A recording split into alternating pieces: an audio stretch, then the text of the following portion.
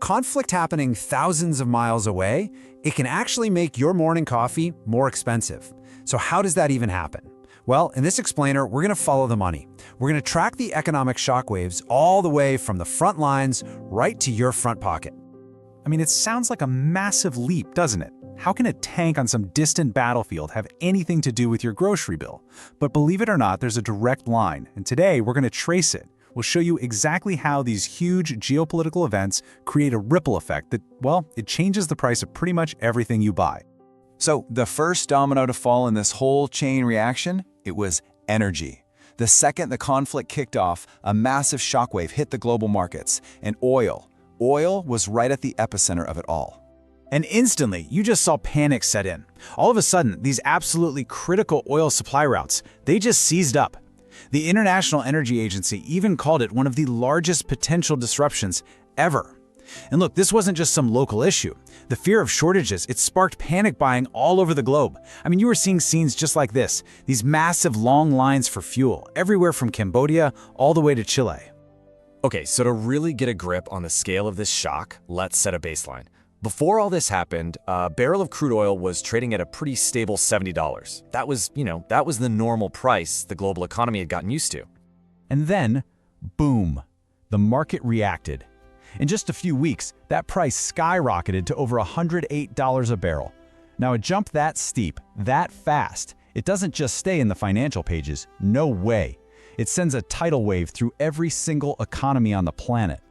So, with prices just surging like that, all the pressure suddenly shifted to governments. They had to act, and they had to act fast. Everyone was scrambling, looking for ways to shield their citizens from this sudden financial pain. And one of the main tools they have in their toolbox is something called excise duty.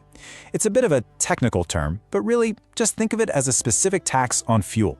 So the idea is, if governments cut this tax, they can, in theory at least, lower the price you end up paying at the pump.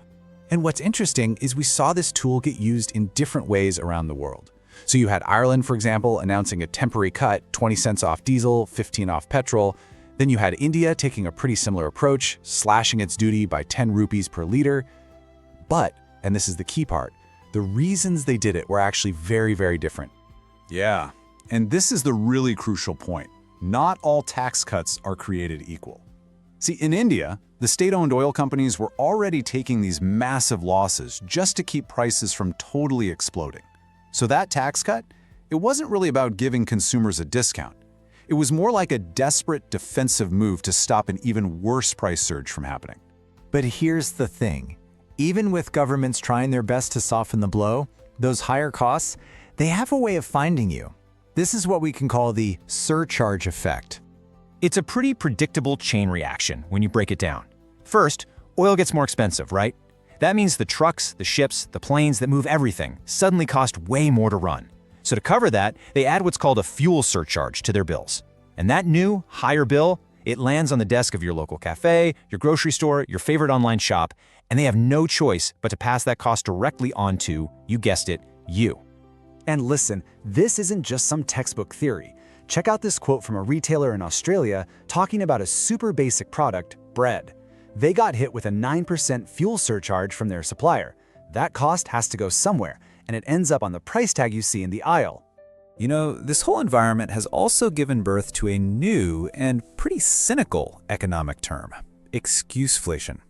The idea is that while some price hikes are totally legitimate, costs are going up, other companies might be using the crisis as a cover story to raise their prices far more than they actually need to. It's basically price gouging, just hiding in plain sight. But let's be real. For most of us, the most direct, in-your-face impact of this entire global crisis is felt in one place. Right here, at the local petrol station. Just take a look at this data from Dublin. It really tells the whole story, doesn't it? Before the war, diesel was about $1.70 a liter. Then it just rocketed up to $2.30. So the government steps in with that tax cut, and the price, well, it only fell back to $2.08. The bottom line is, drivers are still paying way more than they were just a few weeks before. And this quote from a driver, it just captures the frustration perfectly. A government rebate of 20 cents doesn't really feel like much help when the price has already jumped by 60 cents. And his last point, that's the one that really stings for millions of people. Everything is getting more expensive, but wages, they're just standing still. And this right here, This is what economic pressure looks like in real time. You have people being forced to change their daily habits, like this driver who's only putting a tenner in the tank, just enough to get by. They're literally gambling that the price might drop tomorrow. It's a clear sign that people are having to manage their budgets, not just week to week anymore, but sometimes hour to hour. So, where does all this leave us? Well, the tough reality is that all these government measures are basically just temporary bandages on a much larger wound. And it seems like everyone is bracing for a pretty long period of uncertainty. And just listen to the language coming from government officials themselves.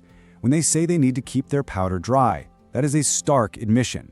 They're basically telling us that this crisis could get a lot worse, and these initial relief measures might just be the beginning.